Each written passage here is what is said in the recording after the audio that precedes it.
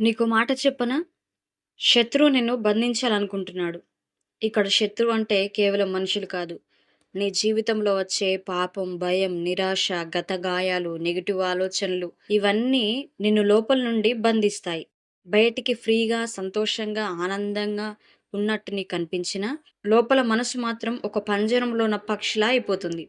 అయితే క్రీస్తు నిన్ను విమోచించాడు. యేసు నీ బంధకాలను తెగ్గొట్టాడు. శత్రువు ప్లాను నిన్ను కట్టిపడేయడం, నిన్ను నష్టపరచడం, నిన్ను దుఃఖపరచడం, నిన్ను అవమానపరచడం. కానీ దేవుని ప్లాన్ మాత్రం నిన్ను విడుదల చేయడం, నిన్ను ఆశీర్వదించడం, పడిపోయిన స్థితిలో నిన్ను నిలబెట్టడం.